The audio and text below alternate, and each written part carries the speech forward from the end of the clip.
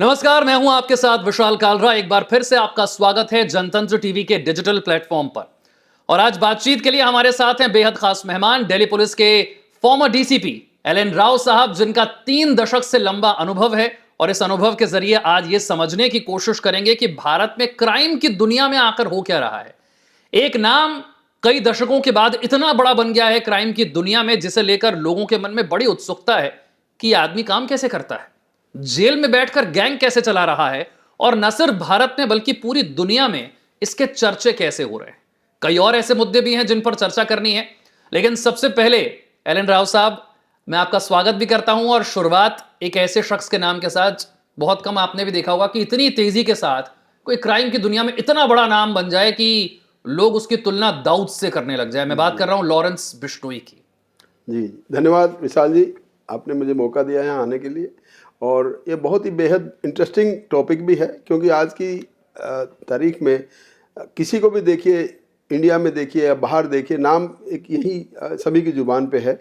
और उसकी वजह खास ये है कि क्राइम की दुनिया में इतना तेज़ी से जो नाम फ्लेयर अप हुआ है वो है लॉरेंस बिश्नोई का। तो अब लोगों का इंटरेस्ट भी रहता है कि ये क्या हुआ है, कैसे हो रहा है, क्यों इतना जल्दी इसका नाम इतना ज़्यादा चढ़ा है, और क्राइम की दुनिया में इसने ऐसा क्या कर दिया, तो लोग इसको और ज़्यादा जानना चाहते हैं। आपने सबसे पहली बार लॉरेंस बिश्नोई का नाम कब सुना? आज से करीब 3 साल पहले सुना था, क्योंकि मैं जब स्पेशल सेल के केसेस में देखता रहता हूँ, तो उसमें जब इनका नाम लॉरेंस बिश्नोई का नाम आया था किसी केस में, और उसी केस के सिलसिले में मैंने नाम सुना लॉरेंस बिश्नोई। और उससे पहले कहीं जिक्र होता था कि लॉरेंस बिश्नोई हिसार का या उधर का बिश्नोई कम्युनिटी का आदमी है कोई, और वो काला हिरण के शिकार के संबंध में वो पहले ऐसे चलता रहता, लेकिन एज ए क्रिमिनल मैंने 3 साल पहले के लगभग सुना। शुरुआत से शुरू करते हैं, कौन है लॉरेंस बिश्नोई? देखिए, लॉरेंस बिश्नोई कोई बहुत बड़ा ऐसा नहीं है कि एकदम बहुत बड़े कहीं से है। एक छोटे से परिवार का, हरियाणा का रहने वाला है। इसका फादर, इनके फादर थे हरियाणा पुलिस में कांस्टेबल थे, और उन्होंने, और ये खास एक जमींदार फैमिली जिसे कहते हैं ना, बिश्नोई जमींदार फैमिली टाइप है।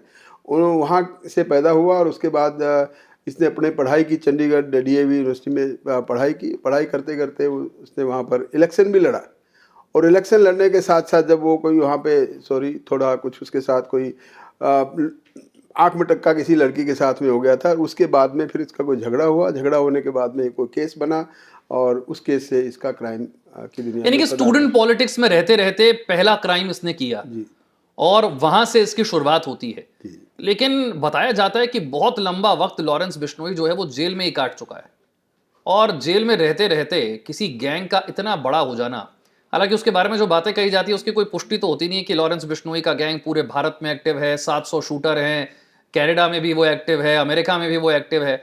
इनमें से कितनी बातों में सच्चाई आपको नजर आती है? देखिए, जब आपका एक ये कहावत भी है ना कि जहाँ कोई आग होगी तो धुआं जरूर होगा, या धुआं होगी तो आग जरूर होगी, वो वाली बात है। कुछ ना कुछ तो है, ताकि उसको कुछ एग्जरेट भी होके करके कर रहे हैं। नो डाउट ये बहुत से क्रिमिनल केसेस में इन्वॉल्व होने की वजह से जेल में ही है, और ये जेल में रहना भी चाहता है। ये मैं आपको बता दूं, ये बाहर नहीं निकलना ये चाहता। सबसे बड़ी बात है शायद कि ये जेल में सिर्फ जेल है में नहीं, बल्कि रहना भी वही चाहता है, क्योंकि उसका जो काम हो रहा है जेल में रहते हुए हो रहा है, तो बाहर क्यों निकलेगा। हाँ। बाहर निकलने में इसके लाइफ को भी थ्रेट है, बिकॉज गैंग वार काफ़ी हो चुका है। सिद्धू मूसेवाला केस में आपने देखा होगा, वहाँ से बहुत ज़्यादा गैंग वार इनका चल रहा है, और उस गैंग वार के रहते ये नहीं चाहता कि मैं बाहर आऊँ और किसी रिस्क में इसमें चला जाऊँ। लेकिन ये जो आपने 700 शूटर की बात की है, ये बिल्कुल एग्जैजरेटेड बात है। कोई 700 शूटर की फौज नहीं है, किसी के पास लिस्ट नहीं है, कोई कुछ नहीं। लेकिन जो आदमी चल गया 700 शूटर तो चल गया। लेकिन ऐसा है कि हाँ ठीक है, शूटर इसके पास होंगे, लेकिन 700 शूटर नहीं है, ये पक्की बात है। क्योंकि 700 शूटर्स ऐसे ओपनली कहीं घूमे इंडिया में तो वो पॉसिबल नहीं है। इंडिया में क्या, बाहर भी कहीं घूमे तो पॉसिबल नहीं है, क्योंकि ऐसे कोई इतना कोई लैंड ऑर्डर हमारा देश का ख़राब नहीं हुआ कि शूटर अपने रिवॉल्वर लेके घूमते रहो, वो ये बोले कि मैं लॉरेंस बिश्नोई का शूटर हूँ, और आराम से घूमे। ऐसा कुछ नहीं है। आप कह रहे हैं कि इतना लॉ एंड ऑर्डर खराब नहीं हुआ, लेकिन पिछले कुछ समय में जो केसेस आए वो बताते हैं कि लॉ एंड ऑर्डर इतना अच्छा भी नहीं है। सिद्धू मूसेवाला का मर्डर बीच सड़क पर दिन दहाड़े उसकी गाड़ी में, और सिद्धू मूसेवाला पंजाब ही नहीं पूरी दुनिया में अपने गानों के लिए फेमस है, और पंजाब में इतनी बड़ी सेलिब्रिटी को इतनी आसानी से बीच सड़क पर इतनी ताबड़तोड़ फायरिंग में भून दिया जाना, ये बताता है कि अपराधियों में खौफ तो नहीं था। ये आपने कई बातें आपने साथ साथ बताई, उसमें एक और ऐड भी कर देता हूँ। सिद्धू मूसेवाला कोई अकेला नहीं घूम रहा था, उसके साथ सिक्योरिटी भी थी। सिक्योरिटी होते हुए, लेकिन वो सिक्योरिटी उस टाइम पे थी या नहीं थी वो दूसरी बात है, वो क्यों नहीं थी वो उसका इंक्वायरी अलग हुई है। लेकिन ये बात भी सही है कि लैंड ऑर्डर, इसमें देखिए मैं आपको क्रिमिनल्स की एक जो गैंगस्टर्स हैं उनकी मेंटेलिटी बताता हूँ। वो कभी भी ये नहीं चाहते कि हम कभी छुप के रहें या ऐसा कुछ करें, वो काम ही ऐसा करना चाहते हैं ताकि उसके ही नाम ज्यादा हो, ओपनली करें जिसमें ऐसा काम। इस देखिए आपने देखा होगा सिद्धू मूसेवाला के कितना प्रचर्चित हुआ, पूरे मीडिया में छाया रहा, कई दिन तक छाया रहा। उसकी वजह यह है कि उनको करना यही था कि ओपन दिन दहाड़े करने के लिए करना था, कोई चोरी छुपे नहीं मारना था। और करने के बाद उन्होंने ऑन किया कि हाँ हमने किया है। ये ऑन करना बड़ा इंपॉर्टेंट बात है। वो इसलिए इंपॉर्टेंट है कि वो चाहते हैं कि हमारा नाम हो, ताकि उनका नाम हो तो फिर उनके नाम से फिर जो भी, इसलिए हर बार हर क्राइम के बाद उसे एक्सेप्ट करना है। सोशल मीडिया के जरिए करते हैं, अलग अलग फेक अकाउंट्स बनाकर करते हैं, लेकिन एक्सेप्ट करते हैं कि क्राइम हमने किया। यस, वो करने की वजह यही है कि they want to be famous. वो चाहते हैं कि हमारा नाम उछले, दुनिया के लोगों को पता चले, और अपने नॉट ओनली लॉरेंस बिश्नोई, उसके और साथियों के नाम भी उछले, ताकि हर कोई नाम के साथ साथ कुछ और ज़्यादा उसके साथ अटैचमेंट हो, और क्राइम की दुनिया में वो छाना चाहते हैं। और यही एक वजह है कि वो ओपनली करने के लिए तैयार रहते हैं और हमेशा बता के करेंगे। जैसे अभी थ्रेट कर रहे हैं, जिसको भी किसी को थ्रेट करते हैं कि हम उसको थ्रेट कर रहे हैं, हम ये करेंगे, पहले बता देंगे, फिर होता भी है।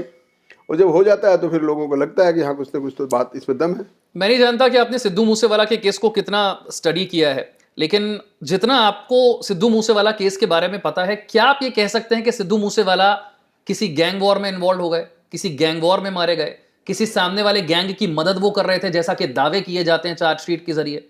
कुछ ऐसा है? सिद्धू मूसेवाला जो गाने गाता है शख्स, उस आदमी को इस तरह से बीच सड़क पर मारने से किसी को क्या हासिल हुआ? देखिए, हासिल इनको डेफिनेटली कुछ ना कुछ तो था ही। अदरवाइज मर्डर केस जो है, कोई भी कत्ल का जो केस है, वो कोई इनको मोटिव के बिना नहीं होता। हर मर्डर केस में कोई इनको सॉलिड मोटिव होता है, क्यों मारा है। ऐसे थोड़ी किसी को चलते चलते मार देंगे। वो एक स्ट्रे फायरिंग में कोई मर जाए वो अलग बात है, लेकिन अगर टारगेटेड किलिंग है तो उसमें डेफिनेटली कोई न कोई मकसद होता है।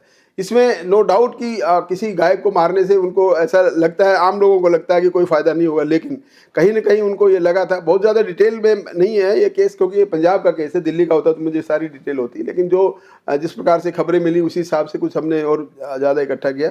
तो कहीं ना कहीं सिद्धू मूसेवाला का किसी गैंग से कनेक्शन बताया जा रहा है, जो कि लॉरेंस बिश्नोई के विरोधी गैंग के साथ में।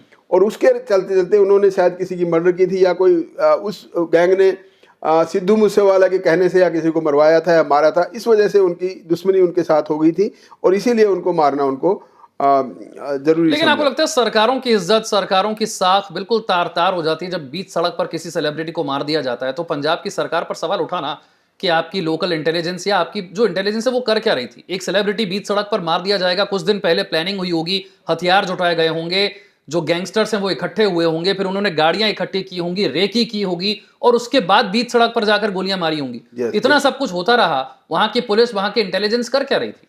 देखिए, ये डेफिनेटली ऐसा कोई क्राइम होता है जब, तो पुलिस के ऊपर सवालिया निशान तो उठने बहुत जरूरी है। ऐसा क्राइम कोई ये नहीं एक दिन में हो गया या स्पर ऑफ मोमेंट में, ऐसा नहीं है। पूरी प्लानिंग तैयारी के साथ में गाड़ियों का इंतजाम करना, वेपन्स का इस्तेमाल करना। इसमें आपने देखा होगा वेपन्स भी कितना सोफिस्टिकेटेड वेपन था, जो कि आम इंडिया में मिलता भी नहीं है। वो उसका इंतजाम करना, और ऐसा इंतजाम करना कि वो वेपन चले तो कोई बचे ना, और चाहे गाड़ी उनकी भले ही बुलेट प्रूफ गाड़ी भी हो तो भी वो ना बचे, ऐसा प्लानिंग उनका था। और ये प्लानिंग करने का बहुत ज़्यादा थोड़ा टाइम भी चाहिए होता है। रैकिंग बड़ा इंपॉर्टेंट है। रैकी क्या करना, को ये थोड़ी उसी दिन उसके पीछे लगे थे। वो कई दिन से हो सकता है वो सिद्धू मूसेवाला के सीक्रेट फॉलो कर रहे हो, पता कर रहे हैं उनका रूट क्या है, किधर से आना है, किधर से जाना है, और कितनी देर कहाँ रुकना है, और उसके सिक्योरिटी गार्ड कब नहीं होंगे ये भी मालूम करना, या सिक्योरिटी गार्ड वालों को किस प्रकार से, जो कई बातें हैं इसमें जो प्लानिंग का हिस्सा है। और वो प्लानिंग करने के बाद भी ऐसा कोई सक्सेसफुल। आपने ऐसे हथियारों का जिक्र किया जो भारत में आसानी से मिलते भी नहीं है। अक्सर हम देखते हैं कि जो बड़ी वारदातें होती हैं उसमें इस तरह के हथियार आते हैं। ये हथियार आते कहाँ से हैं और ये गैंग्स तक कैसे पहुंचते हैं? ये बहुत इंपॉर्टेंट सवाल है। देखो, कोई भी गैंग अपने आप में इतना बड़ा बहुत ताकतवर नहीं होता जब तक कि उसके पास हथियार नहीं होते। ये सारा काम ही हथियारों का खेल है। जो हथियार से आदमी का दिल एक बार खुल गया, हथियार उसके पास है, तो वो अपने आप बड़ा दिल वाला हो जाता है। और यही ये वजह है कि इसमें हथियार इंपॉर्टेंट हैं। किसी भी क्राइम को, ऐसे क्राइम को, इंपॉर्टेंट क्राइम को करने के लिए अगर इंपॉर्टेंट अच्छे सोफिस्टिकेटेड वेपन्स नहीं है तो वो कामयाब नहीं हो सकता। अब सवाल ये कि आते कहाँ से हैं, कहाँ से प्रोक्योर होते हैं। ऐसे हथियार बहुत ही महंगे और कहीं ना कहीं से प्रोक्योर कराने के लिए इनके अपने सोर्सेज होते हैं और वो सोर्सेज इनको प्रोक्योर कराते हैं। सवाल ये है कि हमारी पुलिस की इंटेलिजेंस एजेंसीज या इंटेलिजेंस ब्यूरो इनके बारे में पता करती रहती है, टाइम टाइम पे पता भी करते रहते हैं। आपके अनुभव अगर कोई आप शेयर करना चाहें, आप जब सर्विस में थे उस दौरान आपने देखा कि इस बॉर्डर से, इस जगह से, इस देश से ऐसे ऐसे हथियार आते हैं, ये इनका रास्ता है, ये लोग इसमें इन्वॉल्व होते हैं, ऐसे पैसे दिए जाते हैं, कुछ आप अपना अनुभव अगर बता बिल्कुल सकें। बिल्कुल। जब मैं स्पेशल सेल में ऑफिसर था, तब एसीपी था एट दैट टाइम, तो हमने हथियारों का जखीरा पकड़ा था, यानी 45 pistols at a time, pistol और रिवॉल्वर मिला के। वो कहीं न कहीं से पाकिस्तान से आ रहे थे। पाकिस्तान बॉर्डर पे कोई भी चीज पार करने के बहुत से तरीके हैं, एक तरीका नहीं है। कोई लोकेशन भी आप बता दीजिए बॉर्डर पर किस जगह पर। वो हथियार तो हमें मिले थे रोहिणी में, किसी के पास कॉन्टेक्ट पे आ रहे, दिल्ली में रोहिणी में मिले थे। लेकिन जब हमने इन्वेस्टिगेशन की, पता लगा कि आए कहाँ से, तो बॉर्डर पार किया, पठानकोट बॉर्डर से वो पार, पठानकोट रास्ते से आए थे और वहां से किसी आदमी ने वहां से भेजे थे और उनका मकसद ये था कि ये हथियार जाके इंडिया में इंडिया में इस्तेमाल हो, वहाँ पे क्राइम बढ़े, वहाँ पे लोगों में टेरर पैदा हो और वहाँ के लोगों को इस हथियारों को देने के बाद उनको ट्रेनिंग भी कहीं ना कहीं देने की प्लानिंग थी। वो पूरा गैंग हमने स्मैश किया था और स्मैश करने के बाद में ये पता लगा था कि ये हथियार कितने वैल्यू के हैं। वहाँ पर बहुत कम वैल्यू थी उनकी, लेकिन यहाँ पर वैल्यू बहुत कम। यस, इंडिया में आते हैं तो उनकी वैल्यू बढ़ जाती है। तो आप समझिए, और वो ऑटोमेटिक पिस्टल और रिवॉल्वर थे, यानी कि पिस्टल तो ऑटोमेटिक होता है, रिवॉल्वर तो रिवॉल्वर घूमता है, जो 5 गोली 6 गोली वाला है वो था, और पिस्टल में 20-20 गोलियां एक बार में होती थी। और वो यहाँ के हमारे जो पिस्टल से उनसे भी ज़्यादा दिखाई दे रहे थे, अच्छे थे, चलाने में भी ठीक थे, क्योंकि चला के भी टेस्ट करते हैं ना कि वेपन चालू है कि नहीं है।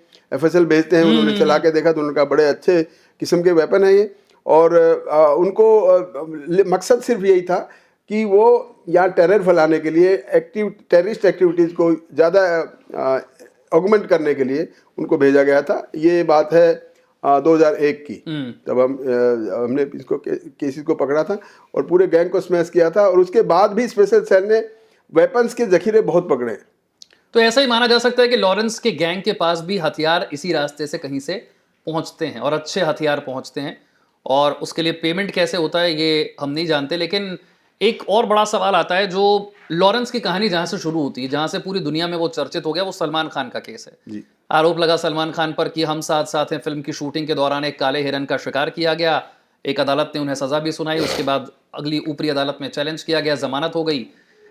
लेकिन सलमान खान को टारगेट पर लेने की वजह आप क्या समझते हैं? क्या सिर्फ काले हिरन का शिकार एक मकसद था कि मुझे उस बात का बदला लेना है कि मैं क्योंकि एक बिश्नोई कम्युनिटी से बिलोंग करता हूं और हमारे लिए हिरन बहुत खास है? या आपको लगता है नहीं, अपने आप को एक बड़ा गैंगस्टर साबित करने के लिए सलमान खान से बेहतर टारगेट क्या हो सकता था, इसीलिए उसे चुना गया? देखिए विशाल जी, दोनों मकसद है इसमें, 2 मकसद हैं पूरे के पूरे। एक तो काले हिरन का शिकार, वो तो देखिए आपने देखा होगा, कानून ने अपना रास्ता अपनाया, कानून ने ट्रायल किया, एक कोर्ट ने सजा कर दी, फिर अभी वो अपील में है, वो सजा हो गया था। कानून ने अपना रास्ता लिया है। अगर कोई वैसे आदमी देखा जाए, हम एक समझदार आदमी की तरह देखा है, तो जिसने अपराध किया उसको कानून ने सजा देने के लिए ऑर्डर कर दिया।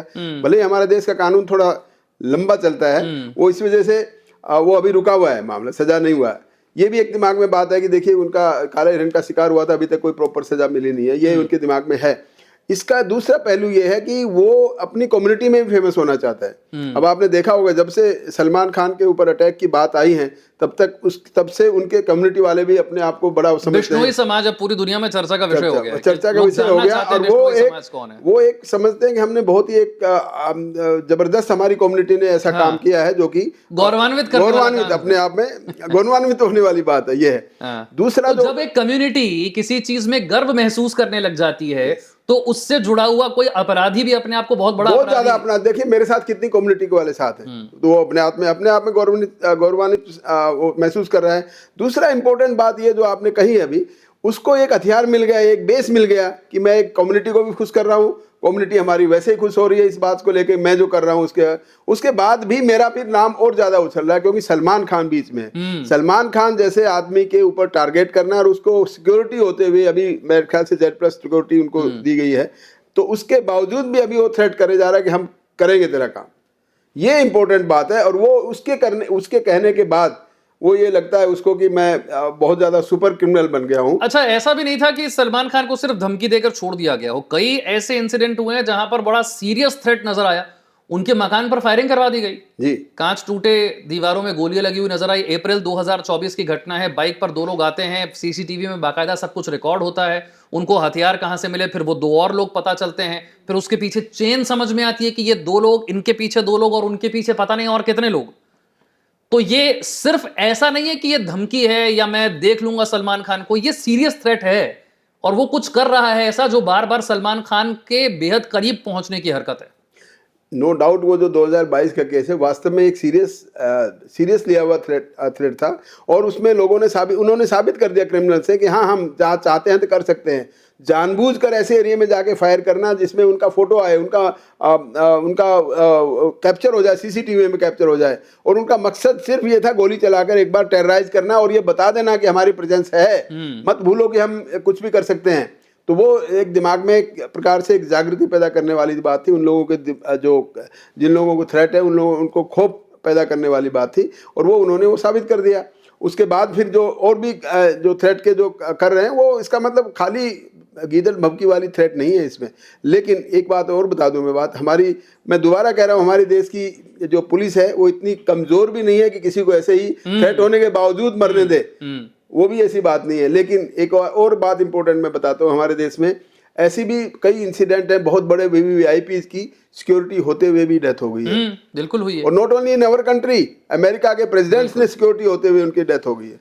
तो ये दोनों बातें साथ साथ चलती है। लेकिन लॉरेंस बिश्नोई के गैंग के बारे में एक चीज तो आपको माननी पड़ेगी कि ये अपने गुर्गों को या अपने गैंगस्टर्स को या जिन लड़कों को ये लेता है उन्हें इस तरीके से तैयार कर रहा है कि इस घटना के बाद आप पकड़े जाएंगे और पकड़े जाने के बाद आपका अंजाम जो भी होगा आपको स्वीकार करना होगा। बहुत सी जगह मैंने ऐसे रिपोर्ट्स पढ़ी कि इन लोगों को सैलरी दी जाती है, यहां तक कि इनके पकड़े जाने पर इन्हें एश्योरेंस दिया जाता है कि इनके परिवार को जिंदगी भर पैसा मिलता रहेगा। बहुत गरीब परिवारों के लड़के होते हैं और अक्सर ये मान जाते हैं कि हाँ, हम ये करते हैं, अगर हम पकड़े गए तो हमारे परिवार को पैसा मिलेगा, अगर नहीं पकड़े गए तो हमें सैलरी तो मिलती ही रहेगी। ये एक प्रकार से किसी भी क्रिमिनल को तैयार करने का एक डेडिकेटेड प्लान होता है। उसको ये एश्योरेंस दिलाते हैं कि तुम अगर पकड़े भी गए तो तुम्हारा कुछ बाल बाका नहीं होने देंगे, तुम्हारी पूरी जो पकड़े जाने के बाद कानूनी प्रक्रिया है उसको हम देखेंगे, तुम्हारे हम वकील उतारेंगे, केस लड़ेंगे, कोई दिक्कत नहीं है, नो डाउट। और आपको पूरी जो फैमिली में पीछे आपको दिक्कत होगी वो हम देखेंगे, और वो करके दिखाते भी हैं। और तभी उन लोगों पे भरोसा ऐसे लोगों का होता है, और ये ऐसे यूथ को ट्रेन करते हैं। और उन यूथ को ये बताने के बाद उनको, जैसे आपने सैलरी की बात की, सैलरी भले ही फिक्स ना हो हर महीने की, लेकिन हाँ, पूरा खर्चा जो उनको चीज खाने पीना, रहना, खाना पीना और उनका खाना और राशन पानी, और दूसरा जिस प्रकार से सोशल मीडिया में किस प्रकार से अच्छे कपड़े पहनना और अच्छी तरीके से टौर से, जैसे हरियाणा की लैंग्वेज में टौर से कहते हैं, वो टौर से रहना, स्वैग है आजकल। यस, वो फिर उसके बाद वो यंग आदमी को क्या चाहिए, अनएम्प्लॉयड लोगों को पकड़ते हैं, उनको कहीं नौकरी मिलने के चांस कम नजर आते हैं, तो यहीं पे अपना नाम भी होगा और अपना काम भी चलेगा। सैलरी का मतलब क्या है, पैसे भी मिल रहे हैं और खाना पीना भी खूब हो रहा है, और पीछे से एश्योरेंस भी है कि तुम्हारे खिलाफ केस भी हो गया। और इसी वजह से डेडिकेटेड होते हैं, उनको पता है कि तुम्हारा कुछ हो भी गया तो कोई फर्क नहीं पड़ेगा।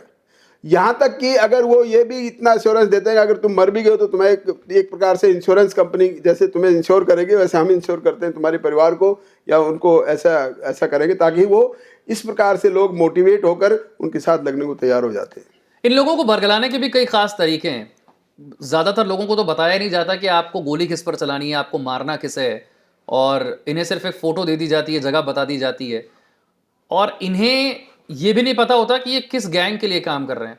जब पुलिस ने अक्सर इन्हें पकड़ा तो इन्होंने कहा कि जी फला व्यक्ति ने हमें इस गैंग में जुड़वा दिया, और जब फला व्यक्ति को पकड़ा गया तो उसने कहा जी पीछे एक और आदमी है, ये फला जगह पर एक स्क्रैप डीलर था, इस स्क्रैप डीलर ने मुझे कहा कि आप लड़के ढूंढ कर लाओ, मैं लड़के ढूंढ कर ले आया। उन लड़कों को समझाया गया, पैसे दिए गए, वो मान गए, उनको हथियार दे दिए गए, काम शुरू कर दिया गया। यानी कि जो इस वारदात को अंजाम दे रहा है उसे पता ही नहीं है कि ये सारा काम लॉरेंस का गैंग करवा रहा है या कोई और गैंग करवा रहा है जिस पर मैं गोली चलाने जा रहा हूं। ये व्यक्ति कौन है, इसके मारे जाने से क्या हो जाएगा, ये कितनी बड़ी शख्सियत है, इन्हें कुछ पता ही नहीं है।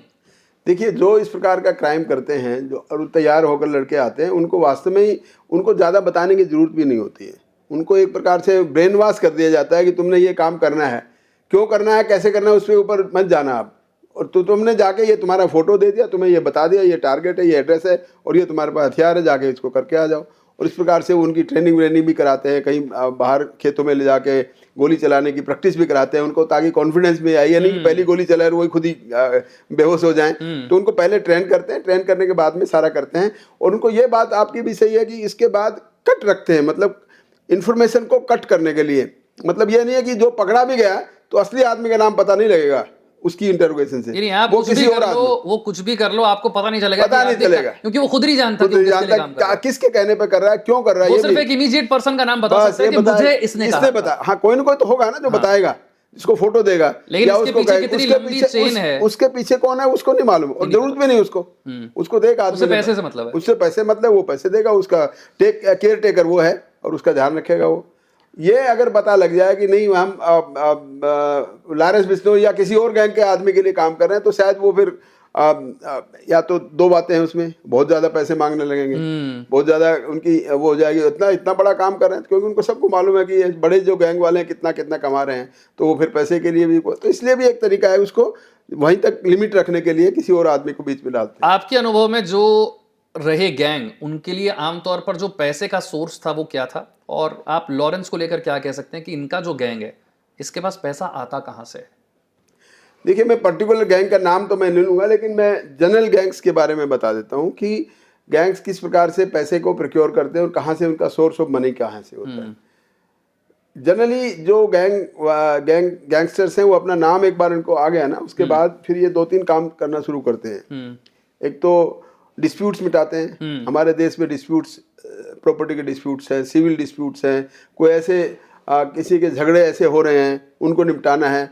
बहुत हमारे देश के लोग हैं वो क्विक रिजल्ट चाहते हैं। आमतौर पर बड़े प्रॉपर्टी के विवाद ज्यादा हैं, बड़े प्रॉपर्टी के विवाद ज्यादा, बहुत बड़ी बड़ी करोड़ों अरबों रुपए की जमीनें, कई 100 करोड़ की जमीनें होती हैं, और आजकल प्रॉपर्टी की वैल्यू बहुत ज्यादा बढ़ी हुई है। उसके विवाद में कोर्ट में अगर कोई जाएगा तो वो कई सालों लग जाएंगे, पीढ़ियां बदल जाएंगी, पीढ़ी बदल जाएंगी, तब तक फैसला नहीं होगा। कैसे सुलह करवाते हैं ऐसे? अब वो सुलह कराने का बात तो ये है ना कि अगर देखिए 2 पार्टी हैं, कोई आदमी एक पार्टी उसको हायर करेंगे तो वो पार्टी दूसरी वाली पार्टी को साम दाम दंड भेद सारी चीजें लगाकर उसको कह देंगे कि भैया ये तो कर दो, नहीं तो फिर इस प्रॉपर्टी का फायदा क्या तुम्हारे पास, तुम यूज ही नहीं कर पाओगे इसको, तुम रहोगे नहीं। यस, मतलब इनडायरेक्टली ये कहने का है। तो उस प्रकार से वो लोग फिर तैयार हो जाते हैं, ठीक है यार ऐसा रिस्क क्या लेना है। अच्छा ये भी है कि बिल्कुल वो उसको खत्म भी नहीं करते हैं कि नहीं तेरा राइट ही कुछ नहीं मिलेंगे, लेकिन हाँ मान लो 100 करोड़ की प्रॉपर्टी है तो उसको आधे में करके सेट कर देंगे, जो इतना पैसा बच गया उसमें से जो भी उनको कुछ होगा। तो इस प्रकार से एक नहीं कई केसेस में वो ऐसे होते हैं। ये तो हो गया प्रॉपर्टी डिस्प्यूट मिटाना। ऐसे ही सिविल डिस्प्यूट, लेन देन का मामला, किसी के बहुत बड़ा कारोबार है, बहुत ज़्यादा लोन वोन ज़्यादा हैं, वो कहीं से कहीं वो होते हैं, या फिर कोई किसी की एनमिटी है, सुपारी किलिंग है, सुपारी किलिंग से पैसे मिलते हैं। तो एक प्रकार से इन लोगों को लोग कॉन्ट्रैक्ट करते हैं। ऐसे लोग जिनको ज़रूरत है ऐसे लोगों की वो कॉन्ट्रैक्ट करते हैं, और कॉन्ट्रैक्ट करने के बाद में फिर पैसे की डील होती है, वहीं से पैसा आता है। कोई इनके यहाँ कोई सैलरी तो है नहीं किसी के पास, या कोई इन्होंने कोई बिजनेस शुरू कर रखा है वो नहीं है, कोई प्रॉफिटेबिलिटी ऐसे नहीं है। यही एक सोर्स है इनका जहाँ से पैसे इकट्ठे करके इसको यूज करते हैं। एक बहुत बड़ी जनरेशन है, एक लंबा समय बीत चुका है दाऊद इब्राहिम को हुए मुंबई में जब अंडरवर्ल्ड चला करता था।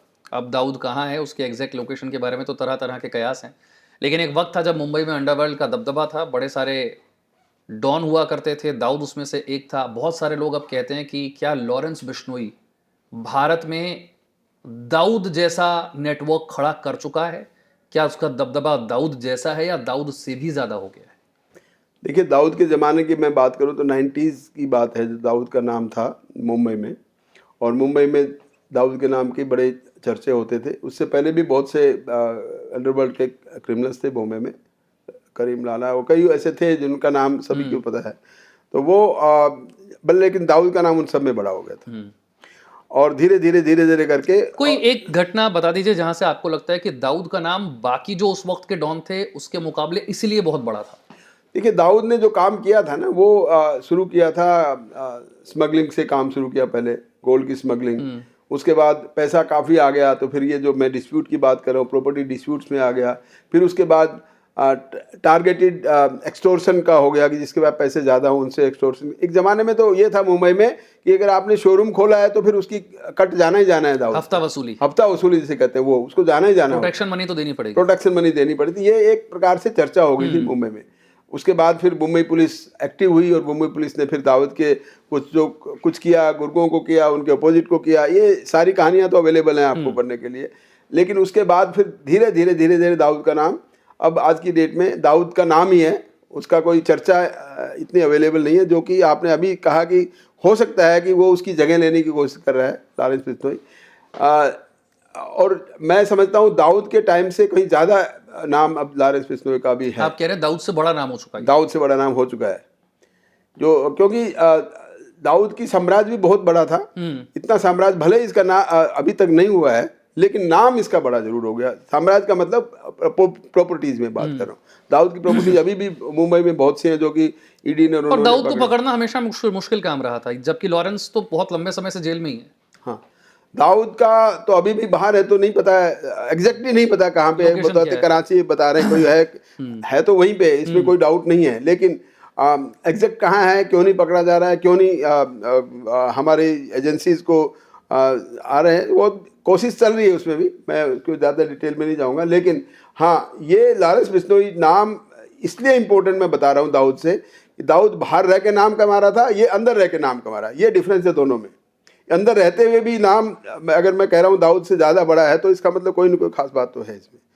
इसकी जो फौज बाहर है वो शायद दाऊद से ज़्यादा है, शायद 700 की बात नहीं कर रहा हूँ मैं, लेकिन उससे ज़्यादा लग रही है। हर बार एक टास्क से पहले फिर कुछ लोग भर्ती कर लिए जाते हैं, इसलिए परमानेंट नंबर कुछ नहीं कह सकते। हाँ, परमानेंट नहीं कर सकते आप। परमानेंट आप 700 की फिगर कहे, मैं तो 500 के भी मानने को नहीं, मैं तो 200 के भी मानने को तैयार हूँ। लेकिन हाँ, आते जाते हैं, जाते रहते हैं जो भी है। अब मुझे लगता है सबसे इंपॉर्टेंट सवाल है इस पॉडकास्ट का, वो ये है कि जेल के अंदर से गैंग कैसे ऑपरेट करते हैं। आप दिल्ली में रहे हैं और तिहाड़ जेल भी इसे लेकर काफ़ी बदनाम रही है। दिल्ली में जो जेल है उसे लेकर भी सवाल उठते रहे हैं कि कई लोग ऐसे हैं जो जेल में बैठकर अपना काम शायद बाहर रहते हुए उस तरीके से बेहतर वो जेल के अंदर कर लेते हैं, बाहर से बेहतर।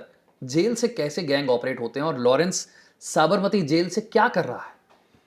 देखिए, जेल से ऑपरेट करने की कोई बात नई नहीं है कि लॉरेंस के टाइम में ऐसा हो रहा है। ये पुरानी बातें भी हैं। आपने कितनी बार सुना होगा जेल में, कई बार मैं जब सर्विस में था तो हमने बहुत से मोबाइल फ़ोन ऑपरेट करते हुए जेल में पकड़े थे। बहुत से मोबाइल फ़ोन बताते थे, ये देखो ये मोबाइल नंबर इसमें चल रहा है, यहाँ चल रहा है, ये नंबर चल रहा है, ये सारी चीज़ें बताते थे। फिर जाके जेल अथॉरिटीज़ को उनको पकड़ने की कवायद शुरू करनी होती थी। ये इसकी वजह यह है कि कहीं ना कहीं हम तो हैं तो ह्यूमन बीइंग ना, आपस में आदमी तो हैं। अगर मैं कोई मेरा आदमी या कोई आदमी जेल में आ गया है, मेरा कहीं ना कहीं से कनेक्शन ले लेगा, तो एक तो ये है कि मैन टू मैन कोई करके उनकी मदद करने को तैयार हो जाते हैं। जेल भी आदमी कोई सुपर वो तो है नहीं, कोई सुपरस्टिशियस है जो आदमी, वो आदमी है, वो कहीं ना कहीं मदद करने को तैयार होता है। दूसरा एक तरीका है कि वो लालच, कहीं ना कहीं लालच में आ जाते हैं लोग, वो करते हैं। तीसरा यह है कि कहीं ना कहीं से प्रोटेक्शन, किसी भी प्रोटेक्शन, आप उसको पॉलिटिकल प्रोटेक्शन कहिए, चाहे वो ब्यूरोक्रेटिक प्रोटेक्शन कहिए, हो सकता है, पॉसिबिलिटी है, कंफर्म नहीं कह सकते। लेकिन हाँ, जो आजकल चर्चाएं चल रही हैं वो उसमें कहीं ना कहीं दम इसमें नजर आ रहा है। वजह यह है कि इतना होने के बावजूद आपने देखा होगा जेल में इंटरव्यू, किसी क्रिमिनल का इंटरव्यू जेल में कैसे 2-2 बार कैसे हो सकता है? ये तो बहुत मुश्किल बात है ना। जेल में किसी को जाने की इजाज़त अगर नहीं है, फिर वहाँ से जेल में इंटरव्यू पंजाब से हो गया, दिल्ली से हो जाए और कहीं से हो जाए, तो वो तो पॉसिबल नहीं है ना, unless there is some protection from bureaucracy या जेल अथॉरिटी या किसी। अगर एक अपराधी के पास या एक गैंगस्टर के पास जेल के अंदर फ़ोन है या वॉइस ओवर इंटरनेट प्रोटोकॉल की सुविधा है या ऐसे कोई एप्लीकेशन है या सैटेलाइट से कनेक्ट करने का कोई जरिया है, तो वो जेल में रहते हुए जो कर सकता है उसका तो अंदाज़ा भी नहीं लगाया जा सकता। बिल्कुल, क्योंकि बाहर रहेगा तो वो करेगा, पकड़ा जाएगा। अंदर रहेगा तो वो एक ये भी प्रोटेक्शन है कि मैं तो अंदर हूँ, मैं क्यों करूँगा। एक इनडायरेक्टली एलिबाई है ना उसके पास। एक बड़ी चीज़ सामने आई जब बाबा सिद्दीकी वाली घटना हुई, उसके बाद से कहा गया कि पिछले 1.5 साल से लॉरेंस साबरमती जेल से बाहर नहीं निकला। उसकी पेशी वीडियो कॉन्फ्रेंसिंग के जरिए होती है, वहाँ पर उससे मिलने कोई आता नहीं है। तो फिर लॉरेंस के नाम पर ये सब कुछ जो बाहर हो रहा है, ये हो कैसे रहा है? देखिए, लॉरेंस अकेला वहाँ पे जो कर रहा है वो अकेला नहीं है, उसका दिमाग कहीं और भी तो, और बहुत से उसके भाई हैं दूसरे क्रिमिनल्स हैं साथ में, नाम लॉरेंस का चल रहा है, बाकी लोग बाहर जो हैं विदेशों में बैठे हैं वो कर सकते हैं, हाँ। या कोई उनके और साथी यहाँ पर बाहर हैं वो कर सकते हैं। नाम यही हो रहा है कि लॉरेंस करा रहा है। तो ये भी बात सही है कि 1.5 साल से अगर कोई कॉन्टेक्ट में उसके नहीं है तो कैसे हो सकता है। या फिर ऐसी बात है कि वो कोई ऐसा कोई ये सब बातें जो कम्युनिकेशन की बात जहाँ तक आ रही है, वो बिना कोई कम्युनिकेशन के साधन के उसको नहीं कर सकता। कोई ये नहीं कह सकता कोई आदमी एक अंडा जेल में बंद है और उसके बाद कोई उसके पास कुछ भी नहीं है तो वो कॉन्टैक्ट कैसे कर रहा है, नहीं कर सकता ना। तो इसका मतलब अगर लॉरेंस बिश्नोई का कॉन्टैक्ट किसी के साथ है तो डेफिनेटली कोई ना कोई कम्युनिकेशन का मीन्स उसके पास होगा। वो कैसे है, क्यों है, ये एक विषय है, अगर है तो उसकी जांच का विषय है।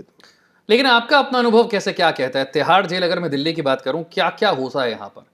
क्योंकि अगर आपने जैसे कहा कि भाई पुलिस वाले भी तो इंसान ही है, लालच में तो वो भी आ सकते हैं, गलत काम वो भी कर सकते हैं, पॉलिटिकल दबाव उन पर भी हो सकता है, और जब होता है और आपके जो अनुभव में चीज़ें आई हैं, अगर आप वो बता सकें कि क्या क्या हुआ, उसके लिए अपराधी कितनी कीमत चुकाने के लिए तैयार थे और कब कब ये पकड़ में आया?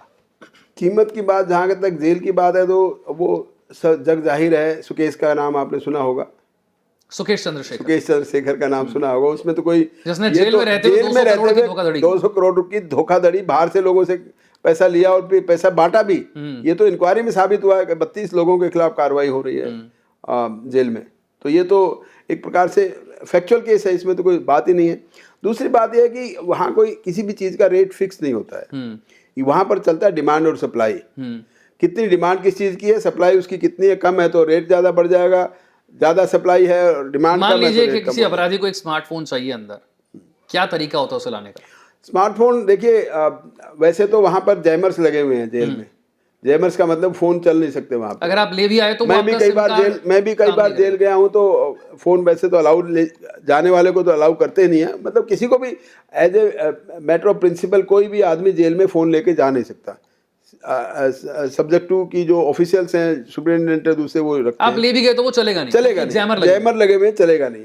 तो यानी कि सिंपल फोन से कम्युनिकेशन तो पॉसिबल नहीं है। जो आपका ऑर्डिनरी फोन है उससे काम नहीं होगा। काम नहीं चलेगा। दूसरे वॉइस और प्रोटोकॉल जो VoIP बोला आपने, उससे हो सकता है, या कोई और कई प्रकार की आ गई हैं आजकल फैसिलिटीज है जो कि कनेक्शन की भी शायद जरूरत नहीं है। ऐसा कई चीज़ें हैं जो वहाँ पर इस्तेमाल की जा सकती है, लेकिन वो मॉडर्न टेक्नोलॉजी इस्तेमाल हो रही है। वो जाती कैसे है उसका कोई बहुत बड़ी रॉकेट साइंस नहीं है जाना, क्योंकि इतना सामान जेल में जाता है, सामान खाने पीने का है और कई सामान इतने जाता सारे है, कैदी हैं, उनके लिए कैदी सामान रोजाना जाता है। सामान जाता है, गाड़ियाँ बाहर से जाती हैं। वो एक एक गाड़ी की एक एक चीज़ को तो चेक नहीं कर सकते ना, वो कैसे भी चला जाए। वहाँ पर अंदर कोऑर्डिनेट करने वाला होना चाहिए, बाहर से भेजने वाला कोऑर्डिनेट, उन दोनों की कोऑर्डिनेशन चलता है कि मैंने कहाँ क्या रखा है, वो सब जाके पहुँच सकता है। तो कोई ये नहीं है कि जेल इतना है कि वहाँ एक जिसे आपने कहते हैं ना चिड़ी भी पर नहीं मार सकते, ऐसी बात नहीं है। पर अब तो सीसीटीवी लग गए हैं, कोई फर्क नहीं पड़ता। सीसीटीवी को उठा दिया। हर जगह थोड़ी सीसीटीवी है, सीसीटीवी भी पर्टिकुलर जगह पर है ना, तो उनको भी मालूम है। और वो लोकेशन तो पता लगी जाती है कि यहाँ सीसीटीवी नहीं, जो मालूम उनको अंदर वालों को तो मालूम है कहाँ सीसीटीवी कहाँ नहीं है। तो जहाँ पर जाके लेनी है चीज़ वो सीसीटीवी से दूर की जगह चले जाएंगे। यानी कि जेल में कुछ भी लाया जा सकता है, हर चीज़ पॉसिबल है वहाँ पे, हर चीज़ पॉसिबल है। बस आपको कीमत आप उसकी चुकाने के लिए तैयार हो, शायद। लेकिन तिहाड़ में तो बहुत कुछ हुआ है। जो आपने सुकेश चंद्रशेखर का एग्जाम्पल दिया वो बहुत कमाल का एग्जाम्पल, बहुत कमाल का। अगर आप सुकेश के बारे में कुछ बताना चाहें कि इतना ये अपराधियों में शायद सबसे शातिर अपराधी होगा, दिमाग से जिसे कहते हैं सबसे तेज दिमाग। एक बार पहले एक दिमाग में था, या सबसे खुराफाती दिमाग, और एक खुराफाती दिमाग वाला पहले भी था एक, जो बाद में गोवा में जाके पकड़ा गया था। कोई नाम था वहाँ से, फॉरेन कंट्री के नाम के था, चार्ल्स शोबराज। वो भी दिमाग से काम करता था।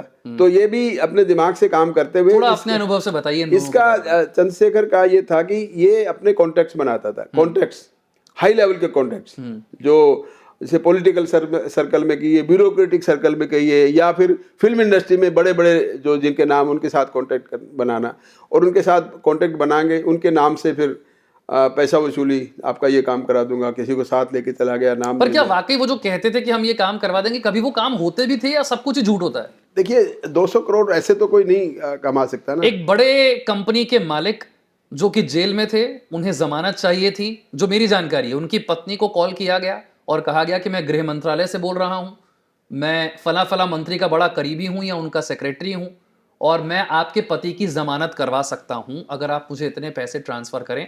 और उस बड़े उद्योगपति की बीवी ने वो पैसे ट्रांसफर किए और यही वो 200 करोड़ की धोखाधड़ी के केस की शुरुआत है, अगर मैं ठीक हूं तो। इस कहानी को बिल्कुल, आप बताइए क्या है ये? आपने बिल्कुल सही आपने पहचाना है उस केस को। किसी के होम मिनिस्ट्री के ऑफिसर्स के नाम से उन्होंने फोन ऑन करके ऐसा कुछ किया, उनको ऐसा विश्वास दिला दिया उस अपराधी की पत्नी को कि यस, ये आदमी जो बोल रहा है ठीक बोल रहा है। ये होम मिनिस्ट्री से ही बात ये कर रहा है। कहीं ना कहीं उसके ये दिमाग मंत्री में, का करीबी है। ये दिमाग में ये बात बैठ गई। और ये जो इतने सातिर होते हैं ना, वो सब ये ऐसा ही प्लानिंग करते हैं कि अगले आदमी को ये बिल्कुल जता देते हैं कि यस, जो मैं कह रहा हूँ बिल्कुल सही है, और वो उसको अक्सर से मान लेते हैं हाँ और ये बात अच्छी सही है। इंग्लिश बोलता है। हाँ, अच्छी इंग्लिश बोलता है और अच्छे फिर सर्कल में भी रहता है। और ऐसा नहीं है कि खाली वो वैसे ही करता है, कहीं ना कहीं कॉन्टेक्ट बनाने के लिए उनको लेके भी गया होगा कहीं किसी के घर में। मैं दर्शकों को एक बार फिर से बता दूं, अभी सुकेश चंद्रशेखर की बात हो रही है। हाँ, ये लॉरेंस की नहीं है, सुकेश की बात हो रही है। 200 करोड़ की धोखाधड़ी, जेल के अंदर बैठकर इस आदमी ने ये सब दिमाग का खेल है किस प्रकार से। और उनको काम और कुछ नहीं, ऐसे जो व्हाइट कॉलर क्रिमिनल्स हैं उनका सिर्फ दिमाग चलता है, उनका बॉडी नहीं चलती है। दिमाग कैसे सातिराना दिमाग होता है, कैसे किस प्रकार से किसी को हिप्नोटाइज करना है, कैसे किसी को मोटिवेट करना है, और कैसे किसी को विश्वास दिलाना कि यस, जो मैं कह रहा हूँ वो सही है। ऐसा बहुत से लोग कर रहे हैं, लेकिन सुकेश चंद्र का तो सुपर दिमाग ऐसा था ताकि वो लोगों को इस प्रकार से कन्विंस करता था। हालांकि उस केस में उसकी शायद उसके आदमी की जमानत नहीं हुई, क्योंकि वो कोई होम मिनिस्ट्री से नहीं फोन कर रहा था, लेकिन वो प्रिटेंड कर रहा था कि मैं होम मिनिस्ट्री से। ऐसा बताया जाता है कि इन लोगों के जब कॉल आते हैं तो सामने वाले व्यक्ति के फोन में अगर ट्रू कॉलर है तो ट्रू कॉलर पे नाम भी ऐसे लिखा आता है कि वो ये कॉल जो है शायद होम मिनिस्ट्री से ही आ रहा है। मतलब इस लेवल पर आप तैयारी करके आते हैं। वो तैयारी होती है।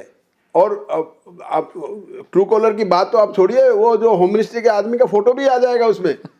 आजकल टेक्नोलॉजी क्या है, कुछ नहीं, वो आप आर्टिफिशियल इंटेलिजेंस का जमाना है, आप उसमें कुछ भी कर लीजिए। अब तो खैर आवाज भी बदली जा सकती है बड़े आराम से। आराम से बदली जा सकती है। लेकिन सुकेश चंद्रशेखर के केस ने एक और बड़ी हैरान कर देने वाली बात सामने रखी, और वो ये था कि दाऊद के जाने के बाद से लोगों को लगने लगा था कि शायद बॉलीवुड इतने बड़े पैमाने पर इन्वॉल्व नहीं होगा क्रिमिनल्स के साथ।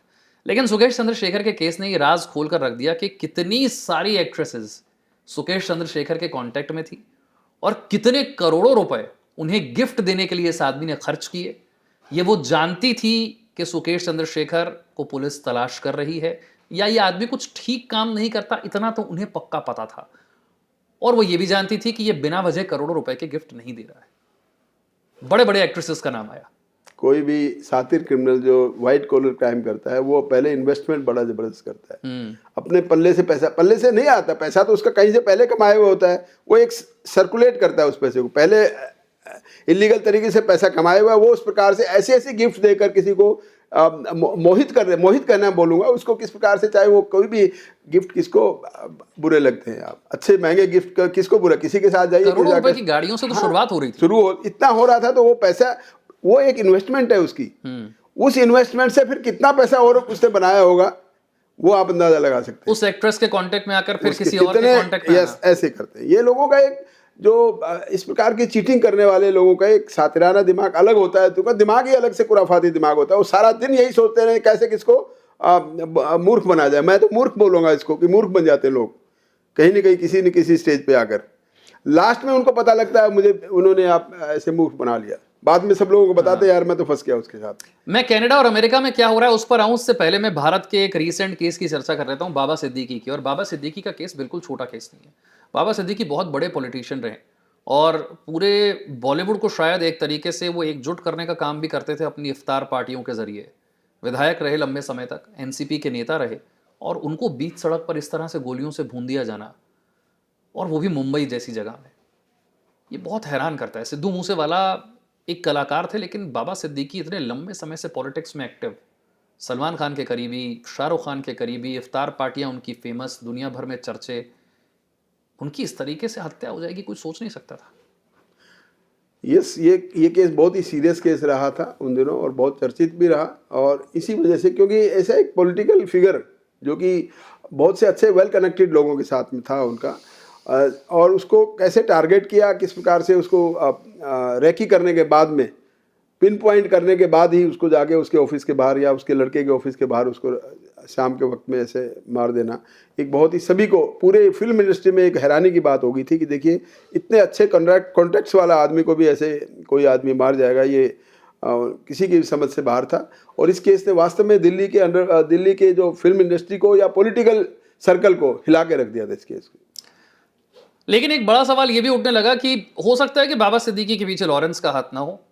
कुछ लोग हैं जो कि अब लॉरेंस का नाम इतना बड़ा हो चुका है तो उस नाम का इस्तेमाल करके अपनी रंजिश को खत्म कर रहे हैं, वारदातों को अंजाम दे रहे हैं और नाम लॉरेंस का इस्तेमाल कर रहे हैं।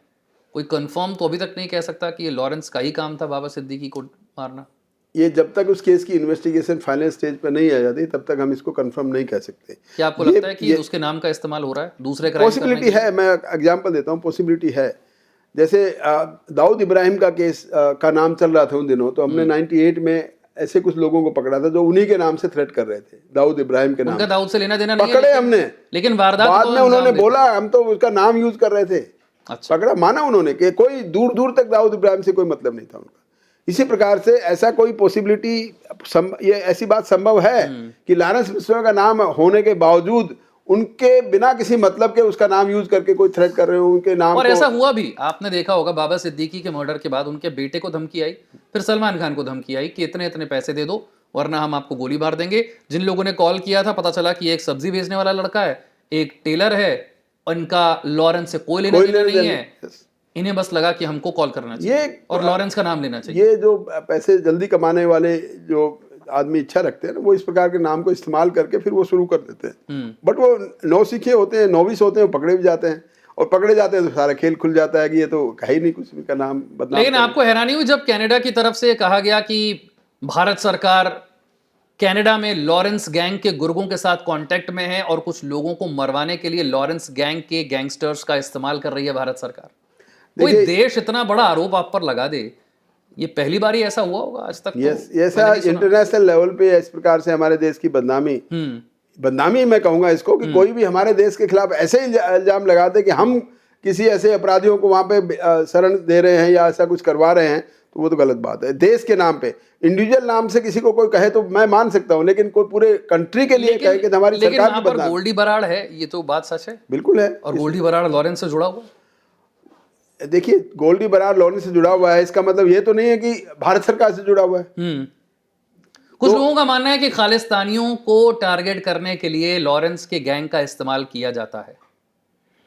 हरदीप निज्जर की हत्या उसका सबसे बड़ा एग्जाम्पल है, जिस हरदीप निज्जर एक खालिस्तानी आतंकी की मौत के लिए कनाडा भारत को जिम्मेदार ठहराता है और कहता है कि हो सकता है कि लॉरेंस के गुर्गों का इस्तेमाल करके उसे मारा गया हो। जहाँ तक हो सकता है कि बात है ना, वो तो फिर एक डाउटफुल बात हो जाती है। लेकिन हाँ, मीडिया में और चर्चा है, प्रेस इसमें अखबारों में, सोशल मीडिया में, टीवी न्यूज़ पे भी कई बार मैंने सुना है कि ऐसा कुछ हो रहा है। लेकिन इसको मैं कंफर्म मैं तो नहीं कह सकता हूँ क्या हो रहा है। ये तो फिर नेशनल और इंटरनेशनल लेवल की डिप्लोमेसी की बात है। वहाँ क्या हो रहा है, क्यों हो रहा है, तो हमारे देश के जो पूरे उच्च स्तर पर बैठे हुए आदमी वो बता सकते हैं अगर ऐसे एलिगेशंस हैं। हाँ, ये बात जरूर है कि ऐसे एलिगेशंस हैं तो उनको रिबट करना बहुत जरूरी है। अगर हम ऐसे एलिगेशंस को सुनकर हम बैठ जाएंगे चुपचाप, तो उसका मतलब तो दुनिया समझती है कि क्या मतलब है। अगर हमने नहीं किया तो हमें बताना चाहिए, जवाब देना चाहिए कि हमने नहीं किया। वो शायद जवाब दिया भी है। हाल ही में चंडीगढ़ में 2 क्लब्स के बाहर धमाके होते हैं और उनमें से एक क्लब में रैपर बादशाह जो है वो पार्टनर है या उन्हीं का वो क्लब है, और सोशल मीडिया पर ये लिखकर जिम्मेदारी ली जाती है कि इन लोगों ने प्रोटेक्शन मनी देने से इनकार कर दिया था। अगर ये इतना खुलकर हो रहा है और इतनी खुलकर धमकियां दी जा रही हैं, तो फिर सरकार के लेवल पर जागने का काम कब होगा? सिद्धू मूसेवाला की हत्या हो ही चुकी है, बाबा सिद्दीकी की हो ही चुकी है, सलमान के घर पर गोलियां चलाई ही जा चुकी हैं, करणी सेना के चीफ को मारा जा चुका है। अब किस और चीज का इंतजार किया जा रहा है? नहीं, इंतजार तो किसी चीज का भी नहीं है। इन चीजों को देखिए, सरकार का काम है लॉ एंड ऑर्डर की सिचुएशन को कंट्रोल करना, क्राइम को प्रिवेंट करना। अगर क्राइम प्रिवेंट नहीं होता है तो क्राइम को डिटेक्ट करना, यानी पकड़ना, अपराधियों को पकड़ना। इन सभी केसेज में मैं समझता हूँ आखिरी वाली बात तो हो गई है कि अपराधियों को पकड़ा जा चुका है। सभी केसेज में कोई भी आदमी, कोई ऐसा नहीं है कि जो नहीं पकड़ा गया। हाँ, ऐसे इंपॉर्टेंट केस हो कैसे गए हैं, उसको प्रिवेंट क्यों नहीं हो पाया, उसकी क्या वजह है, ये सारी चीज़ें देखने वाली बात है। और वास्तव में पब्लिक के दिमाग में इन चीज़ों को लेकर चिंता का जरूर वजह होती है कि ऐसा क्यों हो रहा है। आम आदमी के दिमाग में अपनी सिक्योरिटी के लेकर, अपनी खुद की जान और माल की सुरक्षा को लेकर, ये डेफिनेटली ऐसे जब केसेस होते हैं तो आता है दिमाग में बात कि उसका हो सकता है तो हमारा क्यों नहीं हो सकता। टारगेटेड किलिंग, ये सारी बातें हैं, टारगेटेड किलिंग की बातें हैं। और एक बात मैं और बता दूं कि क्रिमिनल्स का एक बड़ा एक साइकोलॉजी मैं बता दूं, अगर किसी को टारगेट करके किसी को आपने उग्रवादियों को भी देखा होगा ना, टारगेटिंग मास किलिंग भी टारगेटिंग मास किलिंग हुई है। तो किसी को किसी ने टारगेट कर लिया है तो वो अगर समय रहते किसी को बता दे, जहाँ सरकार की गलती मैं आपको ये बताता हूँ, अगर किसी को टारगेट कर लिया और उसने सरकार को बता दिया कि मेरे को थ्रेट है, और सरकार के संज्ञान में आने के बाद वो आदमी को फिर भी जान गंवानी पड़े, तो फिर वहाँ कहीं ना कहीं हमारी सरकार की चूक है।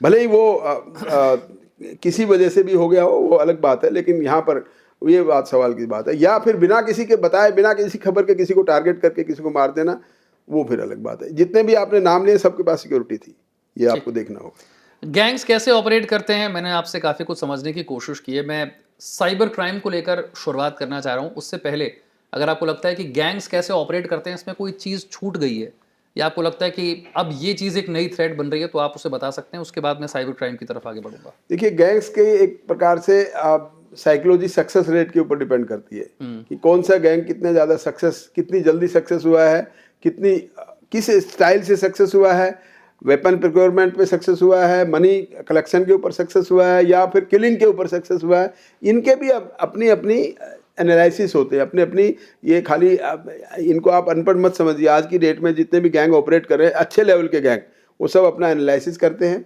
वो एनालिसिस करने के बाद में R&W की तरह, जैसे हमारा रिसर्च एंड वो उसका डिपार्टमेंट है ना, किसी भी डिपार्टमेंट में रिसर्च डिपार्टमेंट होता है ना, इनका भी अपना रिसर्च है कि अगर कोई ऑपरेशन फेल हुआ है तो किसकी वजह से फेल हुआ है, क्यों फेल हुआ है, कौन आदमी था। या इनके गैंग में भी ऐसा होता है कि जैसे गैंग से इंफॉर्मेशन लीक आउट करना, वो इंफॉर्मेशन वो भी रोकना पड़ता है इनको। ये भी इंश्योर करते हैं कि हमारी बात कहीं और किसी को सीक्रेट बातें हैं वो किसी को ना पता चल जाए। तो इसी वजह से ये अपना, जो आपने पहले एक बार जिक्र किया था, तो सारी बातें किसी के साथ शेयर एकदम सारी नहीं करते, किसी भी आदमी के साथ। इसे नीड टू नो बेसिस कहते हैं, यानी कि जितनी जरूरत जिसको है उतना ही बताना है, फालतू बात नहीं करनी है। ये एक एडिशनल रहा था गैंगस्टर्स कैसे ऑपरेट करते हैं उसके लिए। मैं साइबर क्राइम की तरफ आता हूँ, और शायद सबसे बड़ी समस्या जो आज के समय में बन चुकी है वो ये है कि अब शायद ताला तोड़कर किसी के घर में घुसकर पैसा चोरी करना बड़ा मुश्किल हो गया, लेकिन किसी के अकाउंट को हैक करके या किसी के फ़ोन को हैक करके उसकी ज़िंदगी भर की जमा पूंजी को एक झटके में उड़ा लेना, ये बहुत आसान बन गया। और इसके डिजिटल अरेस्ट के माध्यम से अंजाम दिया जा रहा है। ये डिजिटल अरेस्ट क्या है और इस डिजिटल अरेस्ट से बचा कैसे जा सकता है? सरकार के पास वाकई कोई तरीका है भी या नहीं है? क्योंकि जो साइबर क्राइम के थाने खोलकर हमने रखे हैं वो ज़्यादातर दिखावे के थाने साबित हो रहे हैं, क्योंकि अक्सर जब साइबर क्राइम हो जाता है, लोग जाते हैं शिकायत करने, 90% लोगों का पैसा वापस कभी आता नहीं। जी बिल्कुल, आपने सही कहा। ये जब से डिजिटाइजेशन हुआ तब से ट्रेंड बदल गया क्राइम का। आपने पहले कभी सुना होगा कई सालों पुराने कि बैंक लूट गया, शराब की दुकान लूट गई, ज्वेलरी लूट गया, ज्वेलरी की शोरूम लूट गया। वो अब आजकल कभी नहीं सुना ना। अब पॉसिबल मुश्किल हो गया, पॉसिबल मुश्किल हो गया, इसलिए क्योंकि उसमें रिस्क ज्यादा था क्रिमिनल्स को पकड़े जाने का। उसमें पकड़े जाने का रिस्क था, मरने का रिस्क था, पैसा मिले ना मिले वो रिस्क था। वो रिस्क क्यों लेंगे आप कोई, जब घर बैठे एक कमरे में बैठ के हम सब कुछ कर सकते हैं। तो वो उन्होंने अपना, मतलब उसका ट्रेंड ही चेंज हो गया, क्राइम का ट्रेंड चेंज हो गया। जब से डिजिटाइजेशन हुआ है, जब से ऑनलाइन पेमेंट का सिस्टम हुआ है, जब से हमारा आधार कार्ड और मोबाइल फ़ोन हमारे अकाउंट से लिंक हुआ है, तब से क्राइम ज़्यादा बढ़ा है। और जहाँ तक आपने डिजिटल अरेस्ट की बात की है, वो मैं इंपॉर्टेंट बताना चाहता हूँ आपके दर्शकों के लिए। कोई डिजिटल अरेस्ट ऐसा नहीं है कि फिजिकल अरेस्ट है। डिजिटली अरेस्ट मतलब आपके दिमाग में ऐसी चीज़ बैठा दी जाएगी कि आप बिल्कुल डर जाएंगे। वो क्या दिखाते हैं आपको कि एक प्रकार से आपके मोबाइल फ़ोन पर ही एक पुलिस स्टेशन दिखा देंगे, उस पर वर्दी वाला बैठा है और हथकड़ी भी रखी है, लॉकअप भी दिखा देंगे, वहाँ आदमी खड़ा करके दिखा देंगे आदमी। तो कोई भी आदमी, और सबसे इंपॉर्टेंट बात है कि आपकी मैक्सिमम जानकारी उन लोगों के पास है। आपकी उम्र क्या है, आपके कितने बच्चे हैं, फैमिली में कौन कौन है, सारी चीज़ क्या है, आपका कोई बाहर विदेश में तो नहीं पढ़ रहा है कोई, ये सारी बातें पहले जिस आदमी को डिजिटली अरेस्ट करते हैं उसको, उन क्रिमिनल्स के पास उनकी उस आदमी की जानकारी होती है। और मैक्सिमम केसेस में ये डिजिटली अरेस्ट आधे आदमी जितने भी केसेस हुए हैं वो सारे के सारे या तो रिटायर्ड होंगे या ओल्ड एज आदमी होंगे, उनको ज़्यादा ये इनको करते हैं। जो साइबर क्राइम में टेक्नोलॉजी में ज़्यादा इतने सहबी नहीं है उनको। सबसे हैरानी की बात आपने देखी होगी, नोएडा में सबसे ज्यादा रिटायर्ड आर्मी ऑफिसर्स को टारगेट किया। हाँ, रिटायर्ड ऑफिसर्स को। एक तो मैंने सुना पुलिस के डीजी साहब को टारगेट कर लिया था, जबकि उसको तो डरना नहीं चाहिए था, बट वो मैं बता रहा हूँ ना आपको किस प्रकार से आपको साइकोलॉजिकली विन करते हैं। वो आपके दिमाग को रीड करके आपके दिमाग को पूरा अपने कंट्रोल में कर लेते हैं। जो वो कहेंगे वही आप करेंगे। ये है जो जिसको टारगेट कर लिया उसको वही कराएंगे जो वो कहेंगे। उसको बोले आपने दरवाजे से निकलना नहीं है, घर में किसी को बताना नहीं है, वरना तुम्हारे को बाहर खड़े हैं पुलिस पकड़ के ले जाएंगे। आदमी बिल्कुल ये सोचेगा वास्तव में इसको सारा पता है, इसने बातें बताई हैं ना। पहले तो वो कन्विंस करते हैं उस आदमी को यस हम सही हैं। वो जो क्रिमिनल्स है वो अपने आप को सही साबित करने की कोशिश करते हैं और कर देते हैं, क्योंकि उनको इनके पास आपकी इन्फॉर्मेशन है सारी। किस अकाउंट किस बैंक में अकाउंट है वो भी बता देंगे ना, इस बैंक में अकाउंट है। फिर वो कहेंगे आपने किसी को बताना नहीं है, आपने कोई किसी से कम्युनिकेशन नहीं करना, किसी को फ़ोन नहीं करना, अपने फ़ोन को बिल्कुल यूज़ मत करना दूसरे काम के लिए, हमारे से बात जब तक कर रहे हो। यही एक डिजिटली अरेस्ट है। मतलब आदमी को फ़ोन के जरिए किसी आदमी को वहीं पे रोक देना कि आपको वहीं रुके रहेंगे, जा नहीं। अरेस्ट का क्या मतलब है? Your liberty is curtailed. वही है, वो फिजिकली अरेस्ट, लिबर्टी को मतलब आपको रोक दिया आपने, फिर डिजिटली आपको करके उन्होंने आपको अरेस्ट कर लिया। अब इससे बचने का सबसे बढ़िया तरीका बताता हूँ मैं आपको। सबसे पहले तो ऐसे लोगों पे कभी भी विश्वास ना करें। एक दो एग्जाम्पल भी देता हूँ मैं आपको कि कैसे ये लोग किस प्रकार से करते हैं। और मेरे किसी जानने वालों के साथ में जब हुआ तो उन्होंने मुझे फ़ोन करके बताया। एक कोई मेरा जानने वाला मेरे कस्बे में, उन्होंने कहा जी मेरे को फ़ोन आया है पुलिस स्टेशन से, और उन्होंने कहा कि तुम्हारी बेटी जो कि बाहर पढ़ रही थी, उनको मालूम है उनकी बेटी बाहर पढ़ रही है, तुम्हारी बेटी को नारकोटिक्स ड्रग्स के केस में पकड़ लिया गया थाने में, और आप 10 लाख रुपए का इंतजाम कर दो, तुरंत कर दो, मैं वरना तो केस बन जाएगा और चली जाएगी जेल में, और जेल से जमानत नहीं होगी। ऐसी थ्रेट उसके पास आई। उसने तुरंत मुझे फ़ोन किया, अपनी बेटी को नहीं किया, मुझे करके बताया राव साहब ऐसे ऐसे बात हो गई है, मैं क्या करूं? मैं कहा तुम्हारी बेटी का फ़ोन नंबर है तुम्हारे पास? मुझे मालूम था कि ये फ्रॉड है, आई न्यू इट, क्योंकि ऐसा होता नहीं कभी भी। कोई भी आदमी अरेस्ट करेगा तो इसके बाद पैसे थोड़ी मांगेगा, तो अरेस्ट करेगा तो करेगा, नहीं करेगा तो नहीं करेगा। मैंने कहा तुम अपनी बेटी को फ़ोन करो। तो उसने फ़ोन किया, बोले हाँ पापा बोलो। बोले कहाँ हो? बोले मैं तो कॉलेज में पढ़ रही हूँ। उसने तुरंत उसको तसल्ली हो गई, हाँ मैं ठीक कह रहा हूँ। उसने मुझे फ़ोन करके मुझे बताया कि आपने मेरा बिल्कुल इतना ज़बरदस्त, जो मैं परेशान हो गया था, आपने 1 मिनट में सॉल्व कर दिया। ये एक तरीका होता है। दूसरा, एक बात आपने कही है कि जो हमारे जो थाने बने हुए हैं वास्तव में दिखावा थाना है। सच्चाई बताता हूँ, मैं एक जगह पे योगा करने जाता हूँ, योगा टीचर से उसके कुछ पैसे निकल गए, और वो पैसे निकल गए ऐसे ही, एक प्रकार से उन्होंने कोई वो किया, किसी लिंक पे क्लिक कर दिया। उसने फिर बोला कि उन्होंने ये बताया फिर कि आपका मोबाइल के जो पहले 5 अक्षर है ना, उतना पैसा आपको जमा करना पड़ेगा। 98180 था उसका, 98,180।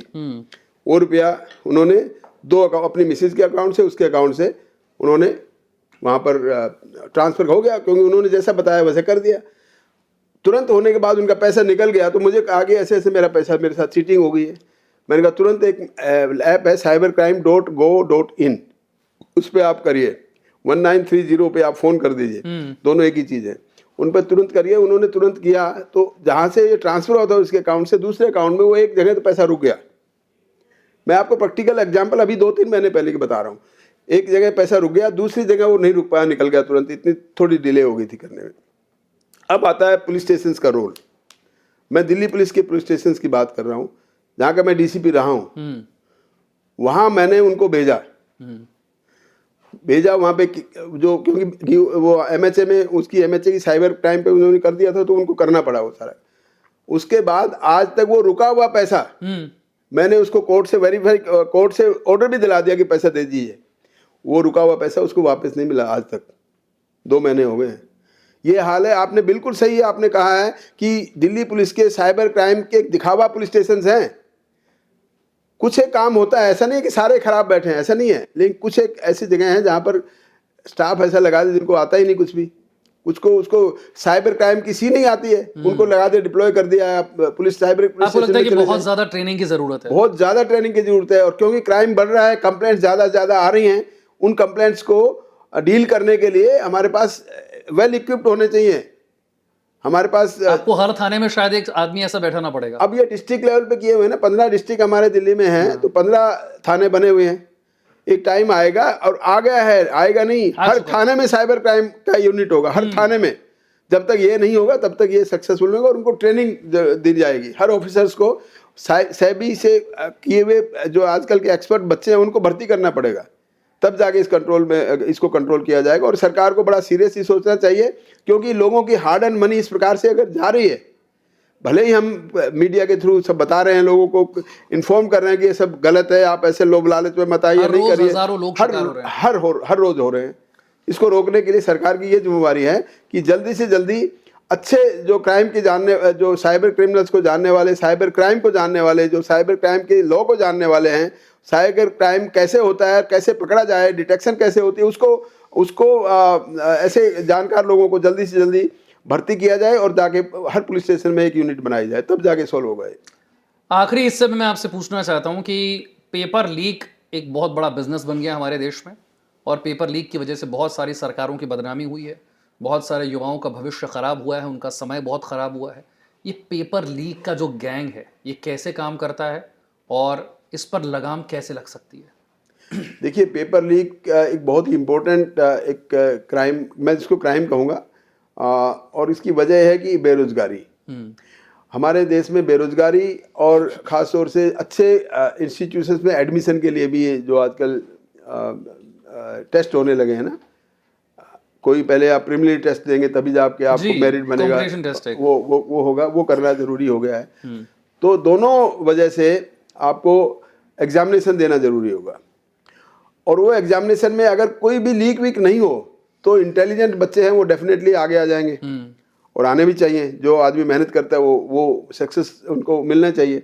लेकिन कुछ स्क्रूपलेस लोग हैं जो कि इस बात का फ़ायदा उठाते हैं कि हम क्या एग्ज़ाम में आने वाला है उसको पहले ही हम पता कर लें और उसको मार्केट में बेच दें। बेचने का मतलब है कि ऐसे धंधा करने वाले लोग हैं जो कि पेपर में क्या इन्फॉर्मेशन है, किस प्रकार से क्या क्या चीज़ आएंगी, वो लोगों को फिर एक प्रकार से रैकेट है, वो उस रैकेट के थ्रू लोगों को जो इसके एग्ज़ाम देने वाले हैं, जो कैंडिडेट्स हैं, उनको बेचने के काम करते हैं। और वही एक पेपर लीक का मतलब, इसका मतलब है। अब वो होता कैसे ये मैं बता देता हूँ। अगेन मैं कहूँगा कि जो पेपर सेट करने वाले हैं वो भी इंसान हैं।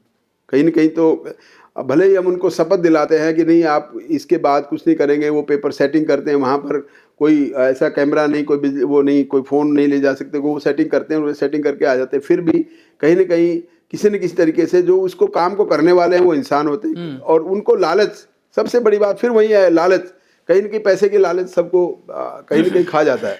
तो उसी वजह से लालच के चलते वो कोई न कोई आदमी उसको विन ओवर कर लेते हैं, जहाँ से पेपर प्रिंट होता है या पेपर सेट होता है वहाँ से उसको कर लेते हैं। तो ये करने के बाद में फिर वो मार्केट में बिकता है। और बिकता कहाँ से है? जहाँ पर मैक्सिमम आपको बिकने की, ये बताऊँ आपको, ये जो इंस्टीट्यूशंस हैं जहाँ पर ट्रेनिंग देते हैं, जहाँ पर जिसे कहते हैं कि हम जैसे आपका मेडिकल टेस्ट के लिए ये जो कॉलेज बने हुए हैं जो ट्रेनिंग देते हैं वो हैं, या रिक्रूटमेंट के लिए ट्रेनिंग देते हैं कि हम IAS IPS को ट्रेनिंग करते हैं, या दूसरे कोई सेंट्रल सर्विसेज की नौकरी के लिए लोगों को ट्रेनिंग देते हैं। ट्रेनिंग मतलब एग्जाम के लिए तैयार करते हैं।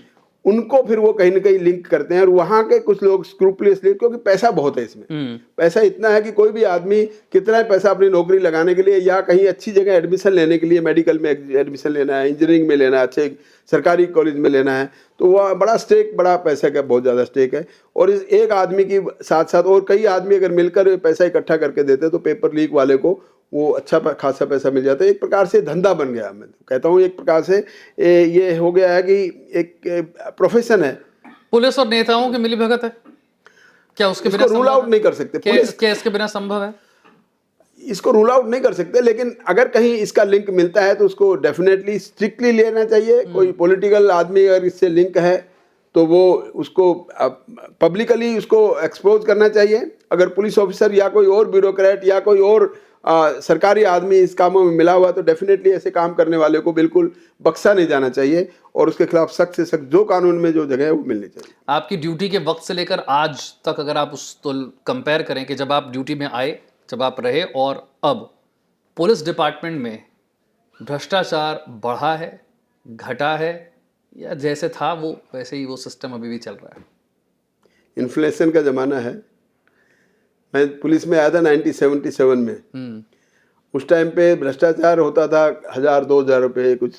आज की डेट जो कि उस जमाने के लिए बड़ी रकम थी। बड़ी रकम थी। हाँ। आज की तारीख में 1000-2000 रुपये की वैल्यू कुछ नहीं है ना। आपने देखा होगा रोज अखबार में कोई इनको पुलिस वाला सीबीआई में पकड़े जा रहे हैं, कोई हवलदार सिपाही 2-2 5-5 लाख रुपए ले रहे हैं, 50-50 लाख की रिश्वत ले रहे हैं, पकड़े जा रहे हैं। तो वो डेफिनेटली टाइम के साथ साथ, इन्फ्लेशन के साथ साथ रिश्वत भी तो एक प्रकार से वो है ना, वो भी बढ़ रही है, लेकिन उसको रोकना जरूरी है। अगर ऐसे क्या रोकने का कोई सिस्टम इतना मजबूत है? मजबूत विल पावर है, अगर पॉलिटिकल विल पावर है, पुलिस के ऑफिसर्स की विल पावर है, तो डेफिनेटली रुकेगा। क्या आपको लगता है कि है? नहीं है, तभी तो नहीं रुक रहा। सच्चाई बता रहा हूं मैं आपको, कोई विल पावर नहीं है। कोई भी आदमी देखिए, जब ऊपर ओहदे पे बैठा हुआ है, अगर वो करप्ट है, अगर आपको करप्शन रोकना है ना, तो ऊपर वाले को करप्शन को रोकना पड़ेगा। ऊपर वाला आदमी अगर करप्ट नहीं है, तो नीचे वाला आदमी की हिम्मत नहीं है कि वो करेगा, क्योंकि अगर वहां से सिग्नल आता है, मैंने पुलिस ऑफिसर्स की, मैंने 36 साल पुलिस में नौकरी की है, मैं अगर किसी टॉप लेवल पे बैठा हूं, तो मैं अगर एक सिग्नल देता हूं कि मेरे यहाँ से कोई करप्शन नहीं करेगा, तो कोई हिम्मत नहीं है कि कोई आदमी करप्शन करने की कोशिश करे। कोशिश फिर भी करते हैं, लेकिन इतना रैंपेट नहीं हुआ, खुलेआम नहीं होगा कि आप सरेआम। आजकल तो आप देखेंगे ना, वो बोलेंगे कि आपको पैसा देना ही देना है, नहीं दोगे तो आप जाओ, कहाँ जाओगे? आप किसी अफसर के पास चले जाओ, देना ही पड़ेगा आपको। ऐसे ऐसे लोग कहते हैं, इसमें कोई अतिशयोक्ति नहीं। आपके सबका कट है, सबका कट है जी, ऊपर तक वो आप कह सकते हैं। मैं कहीं ना कहीं अगर ऐसा कोई आदमी बोल रहा है, तो कुछ ना कुछ तो इस बात में दम है ना। यहाँ पर रोकने की जरूरत है। सीनियर लेवल पे अगर आदमी बैठा हुआ कट वाली बात को लेकर अगर मना करता है, तो डेफिनेटली करप्शन में कमी जरूर आएगी, खत्म नहीं होता। तो देखो, हमारे देश में कोई चीज को कहे बिल्कुल खत्म कर दे, वो नहीं हो सकती, लेकिन हाँ, शक्ति अगर होगी तो करप्शन में कमी जरूर आए। किसी आदमी नीचे वाले की हिम्मत नहीं होगी, तो कहीं भी चला जा, जो तेरे को तो देना ही पड़ेगा पैसे। एक बहुत बड़ा सवाल अक्सर पूछा जाता है कि पुलिस एफआईआर दर्ज क्यों नहीं करती, इतनी आनाकानी क्यों करती है एफआईआर दर्ज करने में? एक टाइम था पुलिस में भी, अभी पीछे मैं कहूँगा कमिश्नर साहब अपने पे डिपेंड करता है। भीम से बसी कमिश्नर साहब होते थे, उन्होंने क्राइम को फ्री रजिस्ट्रेशन का एक चलवाया था अपना काम, कि कोई वर्किंग नहीं करेगा। लेकिन वो कुछ दिन चला, कुछ साल चला, उसके बाद फिर वही ढर्रे पे आ गया। उसकी एक वजह है कि क्राइम एफआईआर पुलिस दर्ज क्यों नहीं करे। दो बातें हैं, और मैं एक आपके चैनल के माध्यम से बताना चाहूँगा कि क्राइम दर्ज ना करने से क्राइम बढ़ाना है, क्राइम को बढ़ावा देना है। मैं एग्जाम्पल देता हूँ आपको। अगर आप क्राइम दर्ज नहीं करेंगे, तो आप इनडायरेक्टली अपराधियों को आप मदद कर रहे हैं। फॉर एग्जाम्पल, एक छोटा सा एग्जाम्पल देता हूँ जो कि आम लोगों को इफेक्ट करता है। चेन स्नैचिंग की बात आप करें, जो कि आजकल तो काफी चेन स्नैचिंग हाँ होती है। वो इसलिए वो लोग करते हैं जो साइबर क्राइम से बहुत ज्यादा वो जुड़े नहीं है। हाँ। वरना वो भी छोड़ देंगे थोड़े दिन के बाद। छोड़ देंगे। हाँ। आसान काम में आसान काम आ गया ना। लेकिन इसमें क्या है कि मैं एक एग्जांपल देता हूँ कि एक गैंग है जो आपके पर्टिकुलर एरिया में ऑपरेट करता है, वही चेन स्नैचिंग करता है, और पुलिस उसकी रिपोर्ट नहीं दर्ज कर रही। चेन स्नैचिंग किया, और वो पुलिस को डेफिनेटली अगर कंट्रोल रूम को कंप्लेंट करेंगे, पुलिस आएगी, उनके बाद फिर वो कोई न कोई बहाना मार के उसके केस एफआईआर दर्ज नहीं करते। इसका क्या फायदा हुआ? किसको फायदा हुआ? चेन स्नैचिंग करने वाले को डायरेक्ट फायदा हो गया कि जो कर गया उसके खिलाफ मुकदमा दर्ज नहीं हुआ।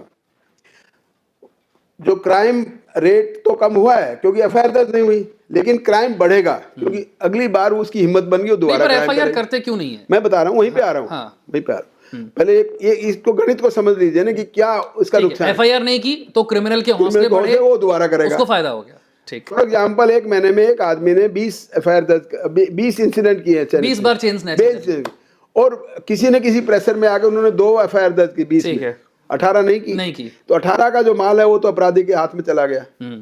2 में दर्ज हुआ तो उसके खिलाफ 2 ही केस दर्ज होंगे, 20 नहीं होंगे। अगर वो 20 की 20 एफआईआर दर्ज करी होती तो वो अपराधी 20 केसों में जेल में जाता और जेल से निकलता नहीं। क्योंकि हर केस की अलग सुनवाई, हर केस में अलग जमानत, हर केस में 20 केस उसके खिलाफ हो जाते। इसका इनडायरेक्ट इफेक्ट पड़ता है अपराधियों को रोकने में। लेकिन अगर एफआईआर दर्ज नहीं हुई तो इनडायरेक्ट अपराध हम उनको बढ़ावा दे रहे हैं। नहीं क्यों हो रहा है ये मैं बताता हूँ। इसमें पुलिस में 2 बातें हैं कि एक तो हमारे एरिया में क्राइम बढ़ रहा है, जो कि मैंने बताया कि ये सोच गलत है। रिकॉर्ड खराब हो जाएगा, लेकिन इनडायरेक्टली उनका रिकॉर्ड खराब है। खाली एफआईआर के फिगर से रिकॉर्ड खराब नहीं होता, रिकॉर्ड खराब होता है पब्लिक के ओपिनियन से खराब होता है। वो 20 केस जो आपने बताया, 18 लोगों के केस दर्ज नहीं किए आपने, तो 18 लोग तो पब्लिकली कहेंगे ना कि यहाँ इसलिए इस पुलिस स्टेशन में आपका कुछ कंट्रोल नहीं है, अपराधी ऐसे जो मर्जी करे जा रहे हैं। और इस प्रकार से लोग किस प्रकार से लोग चर्चाएं करते हैं। अब मैं रिटायरमेंट के बाद क्या पहले भी पता लगता था, लोग ये कहते थे पुलिस मिली हुई है। इससे क्या साबित होता है? जो 18 केस दर्ज नहीं किए, 18 केसों की चेंज स्नैचिंग करके वो लोग आराम से अपने घर बैठे हैं, इसका क्या मतलब निकालेंगे? और उसका हिस्सा लोग तो यही कहेंगे, लोग तो यही भले नहीं हो रहा है नहीं हो, अलग बात है, लेकिन आदमी के साइकोलॉजी देखिए, आदमी तो सोचेगा ना कि ये जो पैसा जो इन्होंने 18 चेन का पैसा है पुलिस को दिया है आधा, बिल्कुल ये सोचेगा आदमी, बिल्कुल सोचेगा। और ये जायज है सोचना, क्योंकि पुलिस ने नहीं किया जो काम करना चाहिए था। तो पुलिस को नहीं करने का मतलब ये है कि एक तो क्राइम बढ़ा रहे हैं, अपनी रेपुटेशन खराब कर रहे हैं, अपने एरिया में आपकी ख्याति खराब हो रही है कि ये पुलिस ऐसे काम करती है। मैं फिर एक बार ये सवाल पूछूंगा अनुभव के आधार पर, जब आप आए, ड्यूटी में रहे और अब पुलिस स्टेशन आने में क्या लोग डरते हैं? क्या पुलिस को अप्रोच करना आज भी एक डरावना काम है? पुलिस स्टेशन, पुलिस थाने में दाखिल होने से पहले व्यक्ति ये सोचकर दाखिल होता है कि मुझे न्याय मिलेगा, मुझे मदद मिलेगी, या वो डरते डरते दाखिल होता है कि पता नहीं कंप्लेंट करवाने तो जा रहा हूं लेकिन आगे क्या होगा? देखिए, पुलिस का जो रवैया और बिहेवियर है ना, उसके चलते अभी भी लोगों में खौफ है, लेकिन जो पुराना पहले था उससे थोड़ा सा कम हुआ है खौफ, पहले से खौफ कम हुआ। हाँ, देखिए अभी फ्री रजिस्ट्रेशन का हो गया। फ्री रजिस्ट्रेशन, फ्री का मतलब आप ऑनलाइन एफआईआर दर्ज कर सकते हैं, दर्ज करवा बट सकते वो हैं। आईवास से मैं आपको बता दूं, उसको वो बहुत लोगों को पता भी नहीं है ना, जिनको खाली जिनको एफआईआर कॉपी चाहिए वो अपने घर बैठे प्रिंट कर सकते हैं, वो अलग बात है। पर उससे कोई ऐसा नहीं है कि आपके यहाँ चोरी होगी, गाड़ी चोरी होगी है तो आपको वो एफआईआर हो गया तो मिल जाएगा, ऐसा कुछ नहीं। वो एफआईआर इसलिए कि इंश्योरेंस कंपनी मांगती है। आप कह रहे हैं वो ऑनलाइन एफआईआर से कुछ सॉल्व नहीं हो रहा? कोई सॉल्व सिर्फ नहीं, सॉल्व ये हुआ है कि पुलिस स्टेशन आना जाना बच गया और एफआईआर दर्ज पहले एफआईआर को दर्ज करने में कोई आनाकानी वो रहेगी, वो आनाकानी वाली बात खत्म होगी। लेकिन फिर भी पुलिस के बिहेवियर से पुलिस स्टेशन में जाते हुए लोग डरते हैं, अभी भी डरते हैं। पहले बहुत ज्यादा डरते थे, कम डरते हैं, और जाना भी कम हो गया बिकॉज ऑफ ऑनलाइन फैसिलिटीज आ गई है। एफआईआर दर्ज करें, एफआईआर पहले एफआईआर दर्ज भी कर देते थे, उसकी कॉपी नहीं देते थे उनको, लेकिन आप फैसिलिटी आ गई, आप घर बैठे कॉपी ले लीजिए अपने इंटरनेट से जाके। ये कुछ एक ऐसा नहीं, सुधार तो हुआ है लेकिन धीरे धीरे हो रहा है, लेकिन ये सुधार में तेजी आनी चाहिए। और कहीं ना कहीं लोगों को ऐसा लगना चाहिए पुलिस इज अवर फ्रेंड, हम जहां जा रहे हैं तो हमारी सुनवाई होगी। अभी भी ऐसा नहीं है? अभी नहीं है ऐसा, बिल्कुल नहीं है। ऐसा नहीं है कि बिल्कुल खत्म हो गया, खत्म है कि एकदम किसी भी थाने में नहीं है, लेकिन बहुत सी जगह पे ऐसा नहीं है, जो कि लोग अभी भी समझते हैं कि पुलिस स्टेशन में जाके कोई फायदा नहीं है, वहां पता नहीं कौन क्या बात कर दे। पढ़े लिखे आदमी तो बहुत ज्यादा कम जाते हैं, और सीनियर ब्यूरोक्रेट तो कभी जाते नहीं, जाने की जरूरत ही नहीं पड़ती उनको। लेकिन पुलिस स्टेशन में कोई जाता है, कौन आदमी, आम आदमी जाता है, जो कि बहुत ज़्यादा जो बहुत कम स्टेटा के, जो समाज के स्टेटा आदमी है वो जाते हैं, लड़ाई झगड़े वाले जाते हैं, उनको जाना पड़ता है। वहाँ पर उनका बिहेवियर वो बहुत इंपॉर्टेंट है, पुलिस का बिहेवियर ज़्यादा इंपॉर्टेंट है। लोगों को पुलिस का, मैं एक बात बताना चाहूँ, पुलिस का अगर बिहेवियर डुअल पर्सनैलिटी हो, डुअल पर्सनैलिटी का मतलब है कि एक ऑफिसर जो है वो दो प्रकार की पर्सनैलिटी हो, एक तो सख्त और एक पोलाइट। सख्त उनके लिए जो क्राइम करते हैं, पोलाइट उनके लिए जिनके साथ क्राइम हुआ है। वी नीड, हमें ये मालूम करने की जरूरत है कि कौन विक्टिम है, कौन एग्रेसर है। एग्रेसर के साथ हमें सख्ती से काम करना चाहिए, और जो कानून का जो रास्ता है उसके हिसाब से उसके खिलाफ कार्रवाई करनी चाहिए। और जो एग्रीव्ड आदमी है, दुखी आदमी है, परेशान होकर गया है, जो किसी की प्रताड़ना से परेशान होकर पुलिस में जाता है इस वजह से कि मेरी सुनवाई होगी, उसकी सुनवाई होनी चाहिए। और उसको ये मालूम होना चाहिए कि मैं जहाँ पे जा रहा हूँ तो मेरे कुछ न्याय मिलेगा। लेकिन हमारे कुछ कानून का फ़ायदा उठाते हुए कुछ पुलिस ऑफिसर्स, मैं सबके लिए नहीं कहता, बहुत से लोग अच्छे काम करते हैं, ऐसा नहीं कि दिल्ली पुलिस में भी या दूसरी और जगह की पुलिस में भी बहुत से पुलिस अफसर अच्छे भी हैं, ऐसा नहीं है। लेकिन कुछ एक, जैसे एक भैंस एक पूरी मछली तालाब को गंदा कर देती है, वो वाली कहानी है कि एक पुलिस स्टेशन में अगर दो आदमियों ने खराब काम कर दिया तो उनके अच्छे काम छुप जाएंगे पुलिस स्टेशन के, वो सारे वो दो आदमी की चर्चा करेंगे लोग कि जो उन्होंने कर दिया ऐसा कुछ।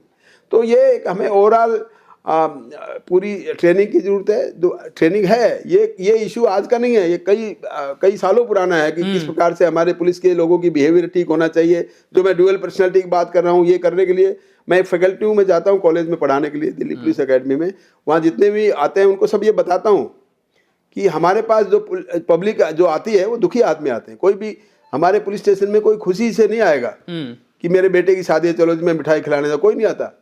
दुखी आदमी आएगा, किसी का एक्सीडेंट हो गया, किसी के साथ मारपीट हो गई, किसी की बेटी भाग गई, किसी का और कुछ हो गया, कोई किसी का घर में झगड़ा हो गया, रेप हो गया, कुछ ये हो गया, तो ये मोलेस्टेशन हो गया, ये लोग आते हैं हमारे पास। तो उनके साथ अगर हम पोलाइटली बात नहीं करेंगे और उनके साथ उनका कंसर्न नहीं समझेंगे और उनके साथ में जो लीगल मदद हम कर सकते हैं, जो हमें करनी चाहिए, वो नहीं करेंगे, तो उनको दुख होगा। और वो हमें इसी उम्मीद से आते हैं कि हमारे साथ न्याय होगा, तो वो न्याय उनको देना चाहिए। बहुत बहुत शुक्रिया आप एलन राव साहब हमारे साथ इतनी लंबी चर्चा करने के लिए।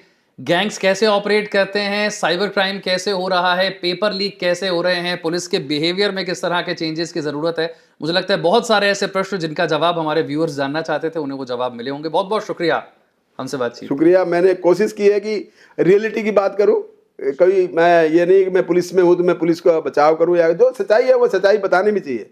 लोगों को सच्चाई जानने का हक है और जानना भी चाहिए। धन्यवाद। सच्चाई जरूर पहुंची होगी आपकी जो आपने रखी है, ईमानदारी से वो लोगों को अपने सवालों के जवाब जरूर मिले होंगे। बहुत शुक्रिया। Thank you so much.